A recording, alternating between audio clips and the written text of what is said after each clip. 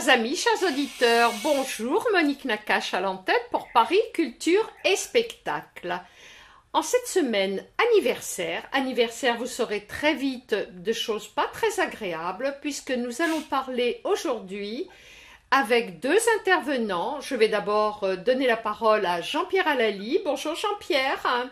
Bonjour. Jean-Pierre Allali, à qui je donne la parole pour son excellent livre « Les Juifs de Tunisie en Tunisie sous la botte allemande » qui a paru aux éditions Glyph.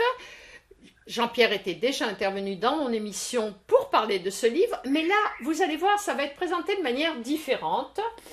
Et nous allons tout de suite rentrer dans le vif du sujet en donnant la parole à Jean-Pierre qui va nous retracer un petit peu la période historique et nous dire un petit peu ce qui s'est passé.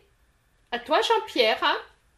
Oui, je suis vraiment content de parler et de le dire, car malgré les ouvrages, pas très nombreux, mais qui ont parlé de ce sujet, aussi bien dans la communauté juive tunisienne que dans la communauté juive en général et dans la communauté nationale, peu de gens savent que la Tunisie a été occupée par les Allemands entre le mois de novembre 42 et le mois de mai 43, 6 mois sous la botte, avec tout ce qu'on peut imaginer de terrible, à la fois pour le pays, mais également et surtout pour la communauté juive. Et je crois que c'est important de le rappeler. Moi-même, j'étais un jeune enfant à l'époque, j'avais 3 ans et demi, et je me souviens très très bien de tout ce qui s'est passé. Alors, des amis me disent, mais non, c'est pas possible, à 3 ans et demi, tu peux pas te souvenir, c'est des choses que t'as raconté ta mère, etc. Honnêtement, je suis tellement sûr des souvenirs que j'ai, des soldats allemands, de mon père qu'on avait caché dans un banc secret, que j'en ai fait un livre à l'époque, un roman, j'ai romancé bien sûr, qui s'appelle Lalou. Lalou, c'est mon second, mon premier prénom, ça veut dire Eliaou, c'est le prénom de mon grand-père. Et donc ce roman Lalou, qui est paru au début des années 2000, romance mes souvenirs d'enfance sur cette période. Et plus tard, il y a quelques années, je me suis dit, les témoins disparaissent, ils prennent de l'âge, il faudrait peut-être que je demande aux uns et aux autres ce qu'ils ont vu de leurs propres yeux. Et je crois que j'ai vraiment bien fait de faire avec ce livre, donc Les Juifs de Tunisie sous la botte allemande. J'ai interrogé 56 personnes et je ne le regrette pas, car déjà, en peu de temps, plusieurs d'entre ces personnes, d'entre elles hélas, ont disparu. C'est le cas notamment d'André Naoum, et c'est le cas aussi de la plus âgée de mes témoins qui est décédée il y a quelques jours, Lucette Krief, dont le mari, Georges Krief, était l'un des dirigeants de la communauté juive à l'époque. On avait parlé un peu méchamment, à mon avis, de Judenrat. Non, c'était des gens, Moïse Borgel, Paul Guez, Georges Krief, qui ont essayé d'être, disons, en bonne entente avec l'ennemi et de faire en sorte que les Juifs subissent le moins de mal possible. Et cette fille qui était née en 1919, qui vient de mourir donc, avait vraiment raconté ce qu'elle avait vu à cette époque. Et 56 témoins, dont un certain nombre ont déjà, hélas, disparu. Je crois qu'il est très important que des gens d'horizons divers, de métiers divers, etc., et d'âge également divers, car les derniers témoins, ceux qui sont nés en 38, sont un peu comme moi, des gens qui étaient relativement jeunes, mais ils ont gardé le souvenir de cette période terrible, et je crois que c'était une bonne chose, et je ne le regrette vraiment pas, d'avoir fait ce livre. Alors Jean-Pierre, pourrais-tu nous parler des mesures discriminatoires à l'égard des Juifs? Parce que on ne parle pas assez justement, et c'est l'importance de ce livre, de ce qui s'est passé en réalité. C'est-à-dire, ça avait commencé bien avant. Ça avait commencé bien avant parce que avant que les Allemands débarquent en Tunisie, le statut des Juifs avait été imposé aux Juifs. Ce statut des Juifs qui existait en France et qui était donc un statut avec un numerus clausus, l'interdiction de pratiquer un certain nombre de métiers comme avocat, journaliste, etc. Ça avait été appliqué en Tunisie avec rigueur et les Juifs en ont souffert. Mais comme souvent et comme toujours, ils se sont arrangés avec ce malheur. Mais là, avec l'arrivée des Allemands, c'est une toute autre paire de manches. Les Allemands vont faire en Tunisie ce qu'ils avaient déjà fait ailleurs en Europe, c'est-à-dire des amendes collectives colossales. Il a fallu vraiment réunir beaucoup d'argent pour satisfaire leurs demandes.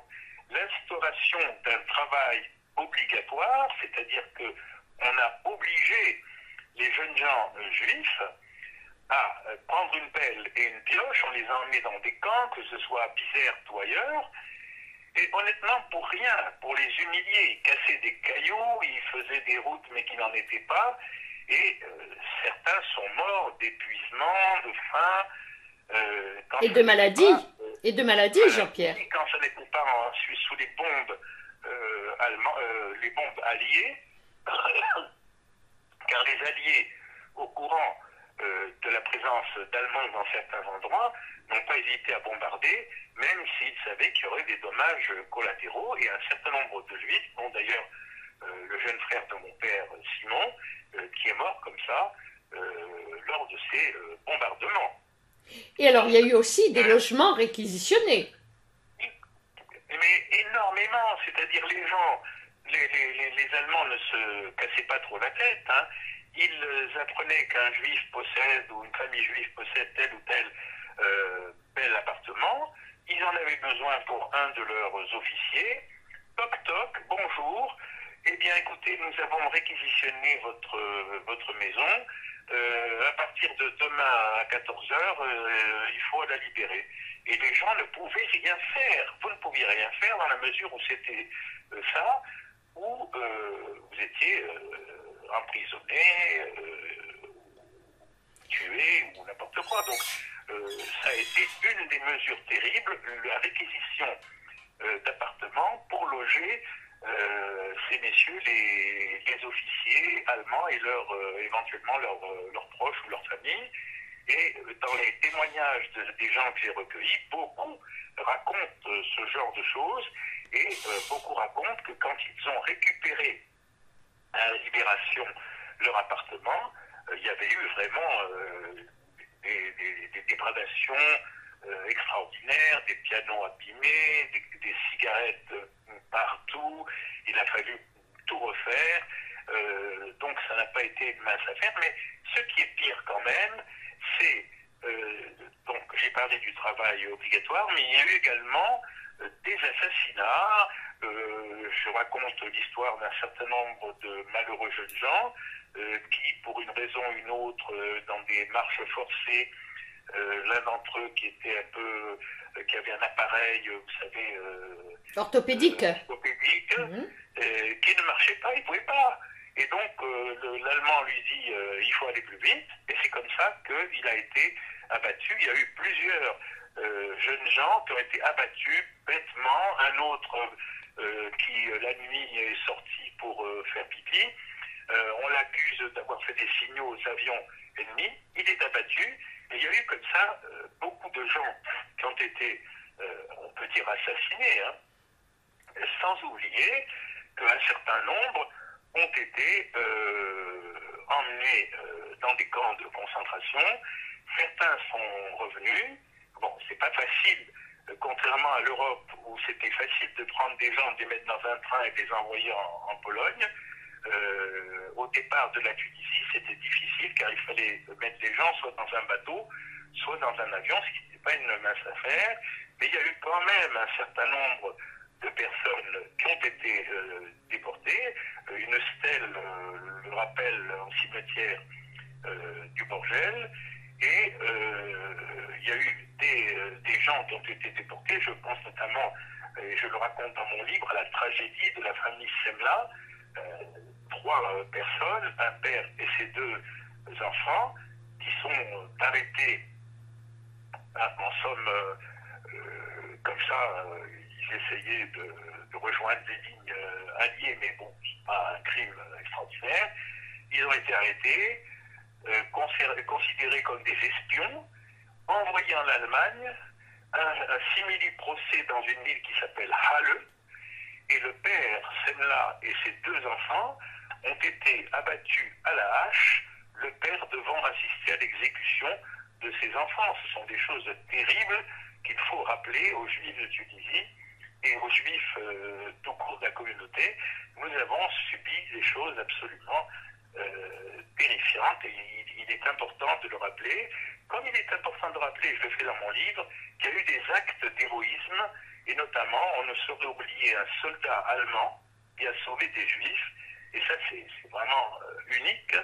Il y a eu le docteur Beret Vass, dont le père était à l'époque un des dirigeants de la communauté juive, avec ses amis, ils ont fait une sorte d'excursion et ils ont été attrapés par les Allemands, mis sous la garde d'un officier qui portait le nom, il vient de disparaître, enfin il y a quelques années qu'il est mort, Richard Abel. Et ce Richard Abel leur donne des corvées de patates, etc. Il se montre relativement bienveillant. Et jusqu'à ce qu'un jour, un homme vienne et dise, un Allemand, qui sont ces gens, et Richard Abel leur dit, ce sont des Juifs que nous avons capturés, nous les avons mis à la corvée de patates. Corvée de patates, mais c'est pas possible, je viens en prendre livraison demain. Et le soldat Richard Abel a compris que c'était la mort pour ces jeunes gens, et il est allé les voir en leur disant, écoutez, le gars que vous avez vu, c'est un gars de la Gestapo, il veut vous prendre demain, ça veut dire la mort, eh bien je vous propose de fuir. Et les gars,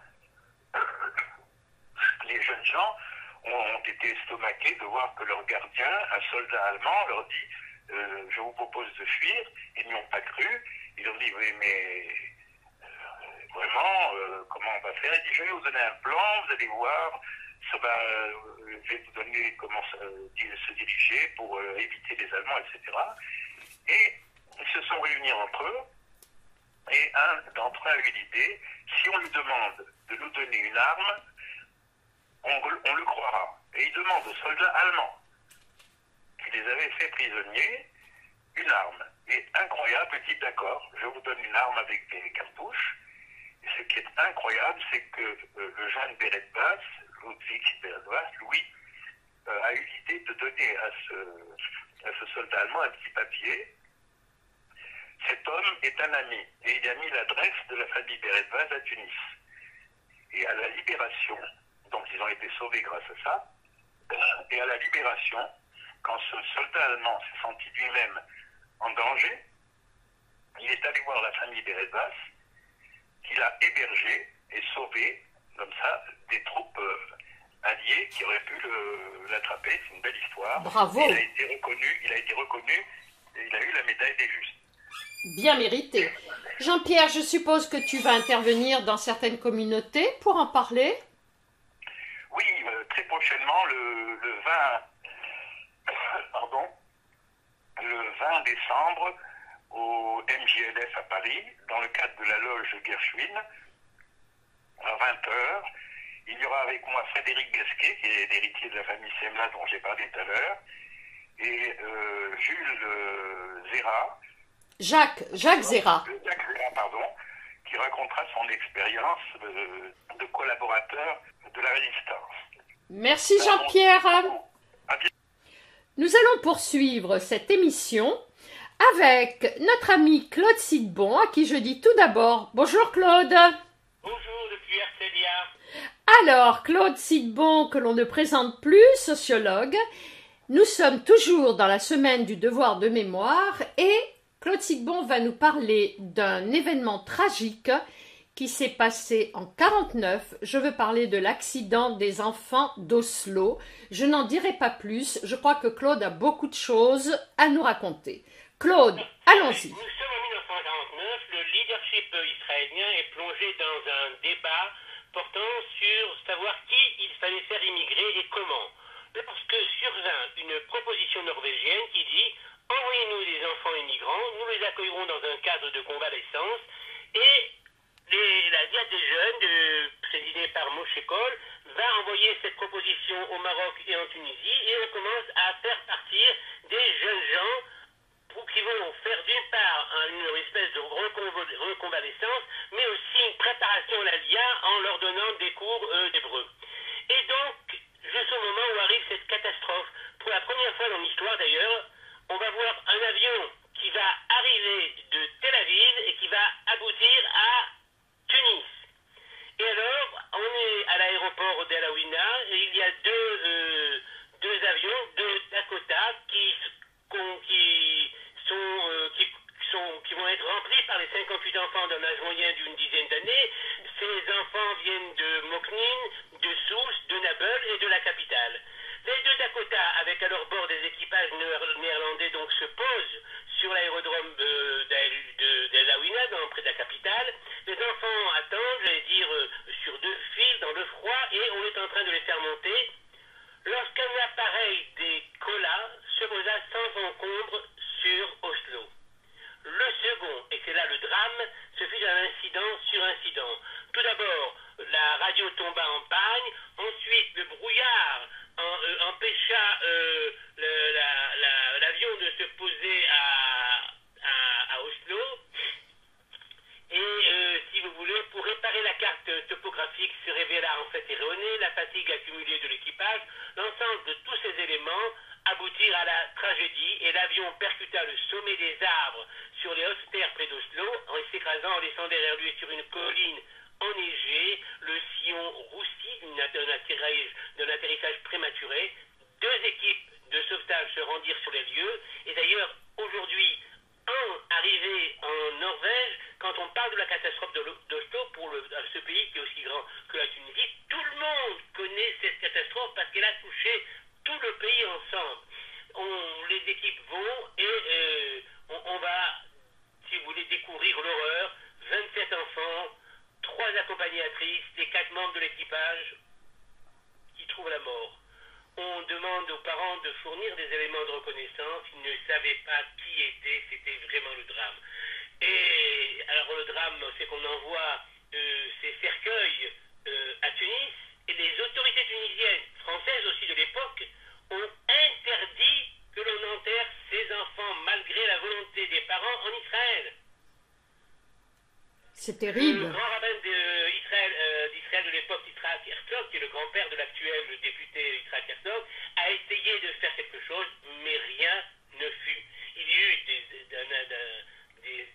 des enterrements inouïs dans ces villes où la population déchirée face au corps de ces enfants, si vous voulez, qui n'avaient rien fait et qui ont trouvé leur mort. Il y a eu un seul survivant, Yitzhak Halal, qui a été adopté par le roi de Norvège, qui a même voulu le prendre comme enfant. Les parents n'ont pas voulu. Yitzhak Halal arrive en Israël, il se retrouve au Moshav Yanou, dans la plaine du Sharon, près de Natania.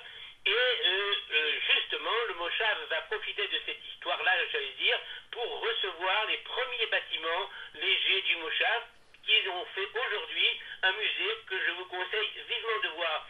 Si vous êtes dans la région du Sharon, en dehors de ce musée, il y a un monument dans lequel est inscrit le nom de tous les défunts, non seulement les enfants, mais l'équipage et aussi l'assistante sociale et aussi la sœur israélienne Irem Zanutz, dont, par le plus grand des hasards, lors d'une de mes émissions, j'ai appris qu'elle était la sœur d'un rabbin français. Voilà, nous sommes dans 2 ans à la veille des 70e anniversaire de cet événement, j'allais dire événement, non-événement, mais un événement dans lequel on se rend compte comment, si vous voulez, il y a d'un côté la volonté d'un peuple entier, les Norvégiens, de faire en sorte que cet événement aussi tragique soit transformé, celui d'Israël qui a fait au Moshav Yanouv l'espèce de musée pour conserver la mémoire, et je vous dis, il faut se souvenir, c'est un devoir de mémoire. Vous disiez justement au début de l'émission, je trouve que c'est un impératif catégorique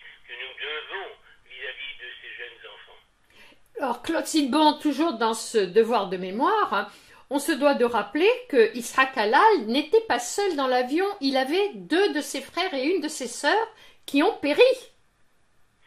Les parents avaient envoyé les 4 enfants. Un événement le plus tragique qui soit. Il y a quelques années, je me trouvais dans une pâtisserie à Jérusalem avec mon épouse et lorsque la patronne n'ose pas me parler mais demande à ma femme, vous êtes tunisien, et comme vous me connaissez curieux, je m'aperçois au bout d'un instant que cette femme a perdu ses frères et sœurs et qu'elle n'avait aucun souvenir de sa famille. Je lui ai offert le livre unique qui est fait en hébreu sur la catastrophe et donc, comme Yitzhak Halal, il y a d'autres enfants dans lesquels il y a des familles entières. Mais ce qui est très symbolique, c'est que Mathilde Aguez, celle qui deviendra députée, m'a dit, elle qui s'occupait de la Gatanoa, elle qui pensait qu'après la catastrophe, il y aurait un ralentissement de la guerre des jeunes, eh bien pas du tout. À Tunis, j'allais dire, le sionisme était une appellation qui remontait à la nuit des temps, et les jeunes gens sont quand même continués de partir en Israël. Alors Claude Zidbon, les commémorations, il y en a eu également à la Knesset. Oui, non, il y a eu en 2009, en présence de celui qui était, très symboliquement, celui qui était le seul président de la Knesset, Reuven Rivlin, et qui est aujourd'hui le président de l'État d'Israël. Il y a eu le message de Barak quand Barak était Premier ministre. C'est un événement aujourd'hui qui fait partie de l'histoire d'Israël, et c'est très bien ce dont je suis extrêmement fier, parce que pour moi l'histoire d'Israël, c'est l'ensemble des événements qui se sont passés dans toutes les communautés. Et l'histoire d'Israël ne peut être que l'ensemble de ce rappel, si vous voulez, de ces histoires-là. Eh bien, que leur souvenir, aussi bien celui des enfants que celui du personnel navigant et des accompagnatrices, soit béni. Merci Claude Zidbon. Amen. Bientôt. À très bientôt. Toujours dans le cadre du devoir de mémoire, nous allons donner la parole à Edith Cohen-Coudard, née Sarfati, qui va vous rappeler un petit peu ce qu'elle a vécu à l'âge de 8 ans. Je donne tout de suite la parole à Edith. Bonjour Edith. Bonjour. Que s'est-il passé, Edith, quand tu avais 8 ans à Tunis? Alors, lorsque j'avais 8 ans à Tunis, une image que je n'oublierai jamais, j'habitais juste devant la grande synagogue de l'avenue de Paris et je revois encore jusqu'à aujourd'hui défiler tout le long de l'avenue de Paris des petits corbillards, tout le long, il y avait des gens qui étaient tout le long de la route et des petits corbillards plus quelques corbillards d'adultes et c'était tellement impressionnant, il y avait un très grand silence et la preuve c'est que jusqu'à aujourd'hui, presque 70 ans après, j'ai pas oublié. Donc Edith, je rappelle aux auditeurs que ces petits corbillards étaient ceux des enfants qui avaient péri dans l'accident d'avion d'Oslo. Et à ce moment-là, Edith, tu n'avais que 8 ans. Quelques années plus tard, tu épouses Dédé Cohen-Coudard. Je tiens à dire Dédé parce qu'il restera cher à nos cœurs au nom de Dédé.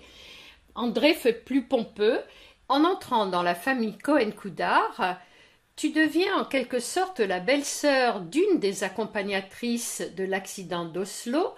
Je veux parler de Suzette Cohen-Coudard, qui était assistante sociale de Lozé, mais tu vas pouvoir mieux en parler. Alors, ça a été très très mal vécu. J'ai connu mon mari en 1960 et donc ma belle-mère, elle portait le deuil déjà depuis 1948, date de l'accident. Et elle a d'ailleurs porté le deuil tout au long de sa vie, jusqu'à la fin de sa vie. Et c'était une femme triste, une femme ravagée, c'était sa fille aînée qu'elle avait perdue. Et mon mari avait Dédé donc avait une affection particulière pour elle. C'était sa grande sœur. Il avait 20 ans, ça a été un très très grand choc pour lui. Et elle était sûrement parfaite, très généreuse, puisque elle travaillait à Lozé et que la famille s'est rendue compte seulement par le monde qu'il y avait autour de sa tombe au cimetière, qui pleurait, qui disait qui va pouvoir subvenir à nos besoins parce qu'elle prenait sa paye, mais elle a redistribué à toutes les personnes nécessiteuses. Donc c'est vrai que donc elle méritait d'être idéalisée. Mais alors Edith, tu m'avais dit hors antenne que Suzette, en réalité, ne devait pas faire partie du voyage. Absolument, absolument. C'était un médecin qui devait aller à sa place. Et juste la veille ou l'avant-veille de ce voyage, le médecin est malade. Et donc ma belle-sœur le remplace au pied levé, au rang d'âme de sa maman, qui était tout à fait contre. Tu ne pars pas, tu ne pars pas, tu ne pars pas. Elle avait, comme si elle avait un pressentiment. Elle a dit, je suis obligée, on ne peut pas laisser les enfants partir tout seuls. Je suis obligée d'y aller. Donc, elle y est allée et malheureusement, comme l'histoire le raconte, elle n'est pas revenue. Donc, il y a d'ailleurs eu juste un enfant qui a survécu, qu'ils ont retrouvé sous les sièges de l'avion, en train de manger des bonbons. C'était le seul survivant, il s'appelait, je crois, Alal.